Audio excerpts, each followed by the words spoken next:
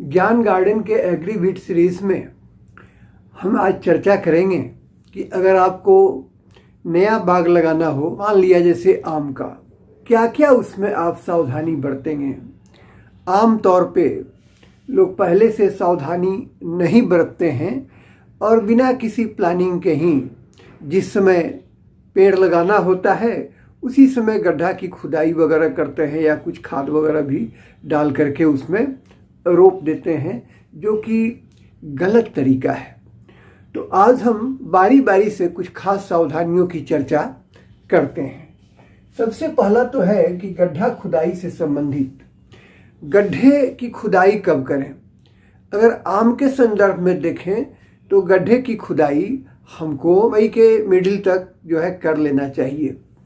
इससे क्या फ़ायदा होगा कि गड्ढे की खुदाई करके जब आप मिट्टी को निकाल करके बाहर रखते हैं, ठीक है, तो 15, 20, 25 दिन तक उसको जो है पूरा धूप मिल जाता है, ठीक है, और वो एक तरह से सॉइल सोलराइजेशन हो जाता है। तो कुछ जीवाणु वगैरह जो हैं रोगों के, व्याधियों के, कुछ कीटाणु वगैरह भी जो हैं वो सब मर जाते हैं। अब रहा कि गड्ढे की खुदाई में आकार क्या रखें। आम के लिए अगर पेड़ बड़ा हो, मान लिया जैसे मालदा का पेड़ बड़ा हो जाता है, ठीक है, और ऐसी किस्म है कि उसका पेड़ बड़ा होता है, तो उसके लिए जो है प्रैक्टिस है कि पहले 10 मीटर गुने 10 मीटर की दूरी बताते थे। कुछ लोग 8 मीटर गुने 8 मीटर की भी दूरी रखते हैं, लेकिन मोटा मोटी यही 8 और 10 की दूरी रखते हैं, ठीक है।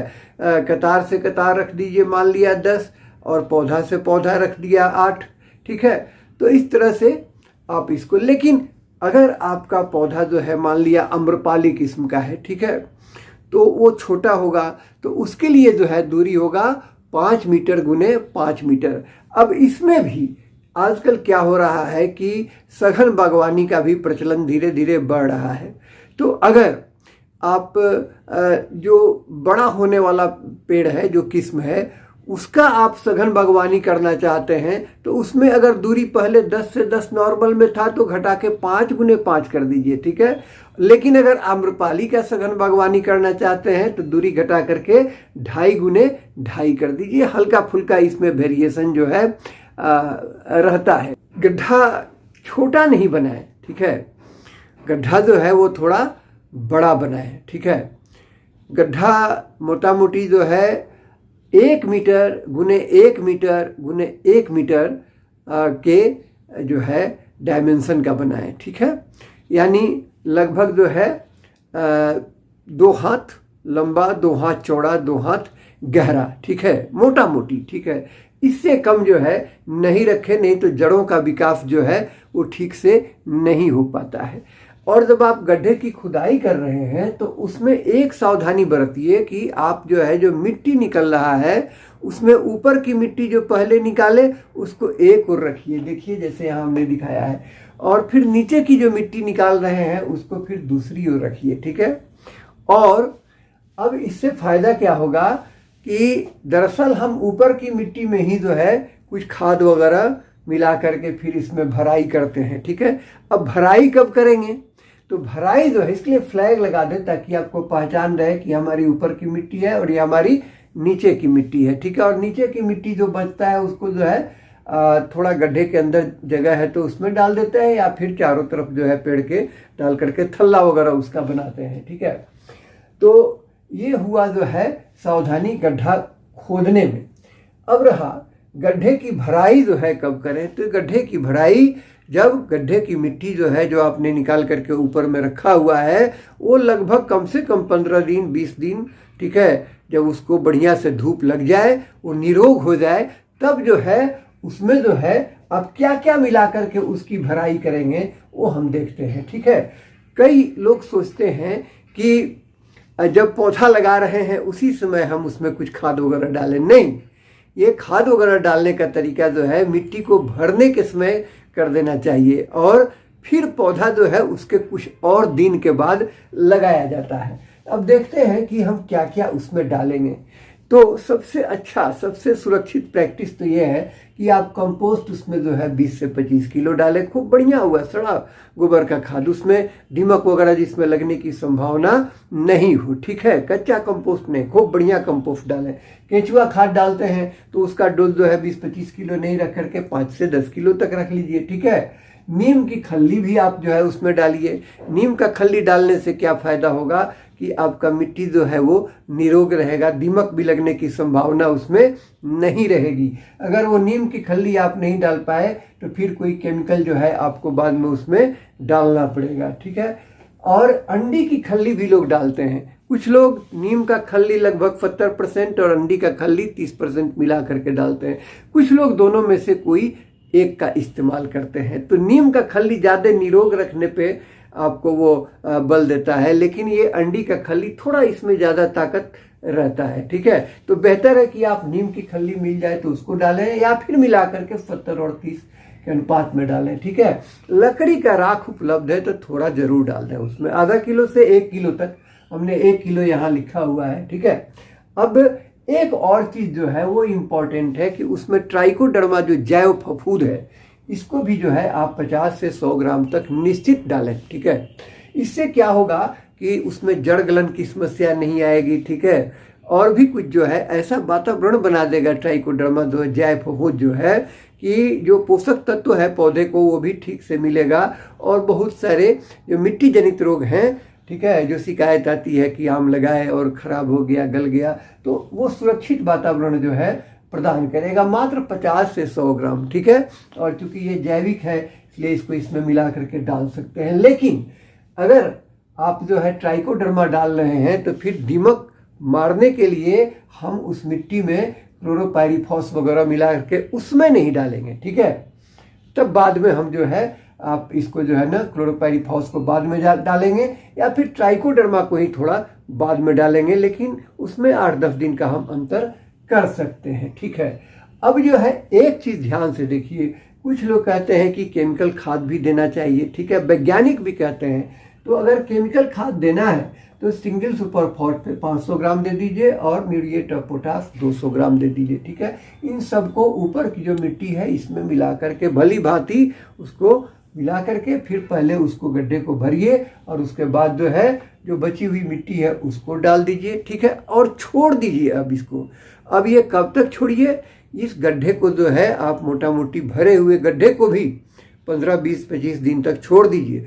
जब वो एक पानी खा ले, मानसून जब आता है 1 या 2 पानी खा ले, 1 पानी ठीक है, तब क्या करें कि आप जो है पौधा जो आप खरीद करके लाए हैं जो वैरायटी, उसको जो है आप बीच में कोड़ करके और उसको पूरा जो है उसका पौधा उसमें अंदर डाल दें। ज़्यादा अंदर नहीं धंसाना है उसको, ठीक है। उसको इस तरह से डालें कि उस पौधे का जो ग्राफ्टिंग वाला जो पोर्शन है, ठीक है, जो उसका जोड़ है वो मिट्टी से 10 इंच ऊपर रहे, ठीक है। अब इसके बाद जो है हम बढ़िया से उसको भर करके और थल्ला वगैरह बना करके फिर छोड़ देंगे, ठीक है। अब यहाँ पर यही सावधानी बरतनी है कि अगर आप चाहें कि हम बिल्कुल सेफ चलते हैं, ठीक है, क्योंकि कभी कभी क्या होता है कि केमिकल खाद के संपर्क में आने से बिल्कुल नया पौधा जो है, नया सैपलिंग जो है, उसको थोड़ा नुकसान भी हो सकता है। तो इसको भी आप चाहें तो अवॉइड करें। और इतना जो चीज़ आपने डाला है ना, कंपोस्ट, नीम की खल्ली, लकड़ी का राख वगैरह, ठीक है, ये सफिशियंट है आपके लिए। और ट्राइकोडर्मा जो मिला करके डाला है, ठीक है। अब अगर दीमक की समस्या थी आपके खेत में, पहले से भी देख रहे थे, लगता है दीमक, तब आप उसमें क्लोरोपाइरीफॉस का जो है ना ग्रेन्यूल यानी दानेदार या पाउडर जो है उसको मिला करके डालें लगभग 25 ग्राम इसी मिट्टी में। बस केवल एक सावधानी बरतनी है कि ट्राइकोडर्मा और क्लोरोपाइरीफॉस का एक साथ इस्तेमाल नहीं करेंगे, ठीक है ना, क्योंकि ट्राइकोडर्मा जैव है। तो अगर हम क्लोरोपाइरीफॉस जो है चाहे तो पाउडर के रूप में, दानेदार के रूप में इसको डाल सकते हैं, या फिर इसको हम चाहें तो लगभग जो है 10 मिलीलीटर 3 लीटर पानी में मिला करके बाद में हम पौधा लगाने के कुछ दिन पहले भी मिट्टी को हम ड्रेंच कर सकते हैं, ठीक है, उसको पूरा भिगा सकते हैं, ठीक है। तो ये हुई सावधानी की बात। अब यहाँ एक बड़ी इम्पॉर्टेंट चीज़ आपको हम बताने जा रहे हैं कि पौधा जब आपका ये लग गया, प्रायः लोग कहते हैं कि पहला साल किसको माने। जब आप देखेंगे तो वैज्ञानिक कहते हैं कि पहले साल में इतना खाद दे। तो पहले साल का मतलब ये नहीं हुआ कि पौधा लगाने के समय, इस बात को हमको खास करके आपको बताना था।